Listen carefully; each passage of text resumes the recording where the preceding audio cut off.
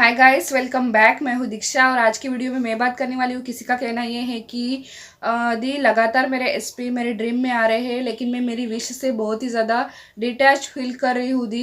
तो इसका क्या मीनिंग है? तो दी प्लीज़ आप एक वीडियो बनाइए कि जब हमारी विश का लास्ट स्टेज होता है। तो देखिए, सबसे पहला पॉइंट तो आपकी विश के लास्ट स्टेज की शुरुआत हो गई है, तो ये चीज़ें आपके साथ होना शुरू हो गई होंगी। पॉइंट नंबर 1 ये कि यही जो आपने बताया, आपके एसपी का लगातार आपकी ड्रीम में आना, ठीक है। जब आपकी विश का लास्ट स्टेज शुरू हो जाता है, तब आपकी विश आपको सपने में दिखाई देने लग जाती है। आपकी विश नेगेटिव भी होते हुए दिखाई देती है, जैसे कि सपने में आप देख रहे हो आपकी शादी किसी और के साथ हो रही है। ये चीज़ मेरे साथ भी हुई थी, ठीक है। मैंने देखा था सपने में मेरी शादी किसी और के साथ हो रही थी और मेरे एसपी सामने ही खड़े थे। तो ये चीज़ होगा। सबसे पहला पॉइंट मैंने आपको बताया, आपकी विश आपको सपने में दिखाई देगी। दूसरी चीज़ ये आपके साथ हो रही होगी कि डिटैच फील, जैसे कि आप अभी बता रहे हो, अपनी ही विश से आप बहुत ही ज़्यादा डिटैच फील करोगे। और मतलब आपको ऐसा लगेगा कि अब वो मिले या ना मिले, ठीक है, कोई फ़र्क नहीं पड़ता। ये चीज़ होगी दूसरी चीज़। तीसरी चीज़ ये कि लॉ ऑफ अट्रैक्शन आपकी लाइफ से गायब होने लग जाएगा। जी हाँ, लॉ ऑफ अट्रैक्शन आपकी लाइफ से गायब होने लग जाएगा। मेरा मतलब है कि जैसे आप अभी मेरे वीडियोस देख रहे हो, दूसरे लोगों के भी वीडियोस आप देखते ही होंगे। तो अब आप जैसे ही आपकी विश लास्ट स्टेज पर पहुंच जाएगी, आप वीडियोस देखना बंद कर देंगे लॉ ऑफ अट्रैक्शन के। मोबाइल भी आप चालू करोगे तो मोबाइल में भी आपके कुछ एक या दो वीडियोस ही दिखेंगी। जैसे पहले आपका मोबाइल भरा रहता था यूनिवर्स के संदेश, महादेव का संदेश, काली माँ का संदेश, हनुमान जी का आपके लिए संदेश, यूनिवर्स का message, tarot card reading, astrology, इस सब से पूरा का पूरा मोबाइल आपका डचाडच पूरा भरा होता था। लेकिन अब आपका आपके मोबाइल में इस तरह के वीडियोस आने बंद हो जाएंगे, ठीक है। इस तरह के वीडियोस आने बंद हो जाएंगे। लॉ ऑफ अट्रैक्शन आपकी लाइफ से कहीं ना कहीं गायब होता चला जाएगा, ठीक है।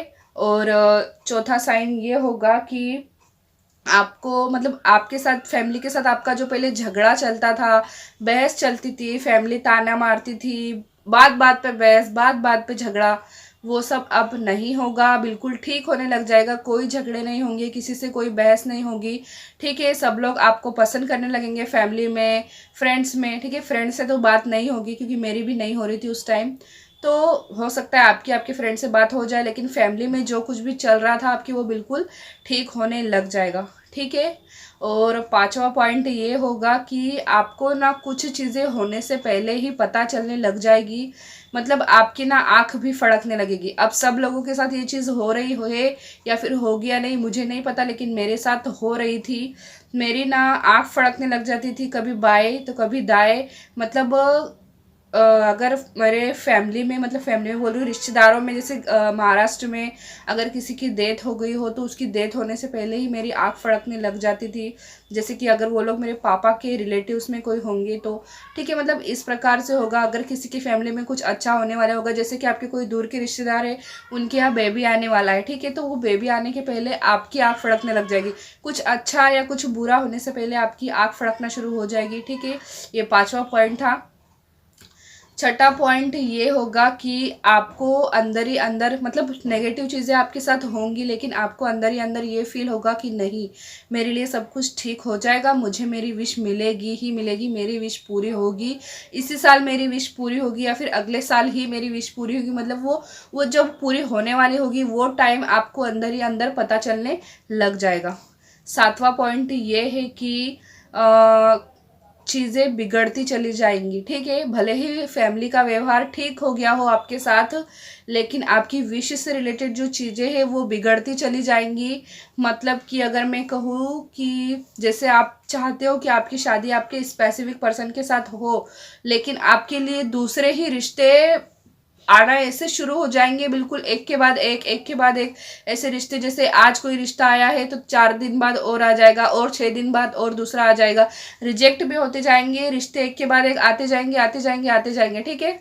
और 8वां पॉइंट मैं ये बताना चाहूँगी आपको, और वो 8वां पॉइंट सबसे मेन पॉइंट ये है कि कुछ इतना ज़्यादा खराब हो जाएगा, इतना ज़्यादा बिगड़ जाएगा कि आपका ना पूरी तरीके से विश्वास ही उठ जाएगा यूनिवर्स के ऊपर से, खुद के ऊपर से। मतलब आप जो इतने टाइम से सोच रहे थे कि नहीं मुझे मेरी चीज़ें मिलेगी, मुझे मेरी चीज़ें मिलेगी, ये जो आप सोच रहे थे, इस बात से आपका भरोसा ही उठ जाएगा, इतना कुछ खराब हो जाएगा।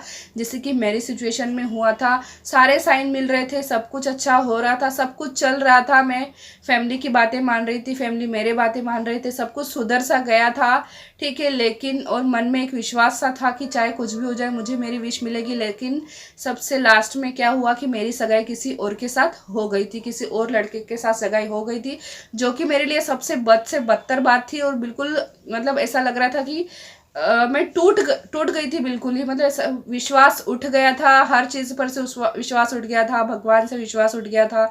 मतलब ऐसा लग रहा था सब कुछ खत्म हो चुका है। तो यही यही चीज़ नहीं, मतलब ऐसा ही कुछ आपके साथ होगा सबसे लास्ट में। मतलब आपका पूरी तरीके से विश्वास ही खत्म हो जाएगा और आप ये सोचोगे कि ठीक है अब जो होना है होने देती हूँ।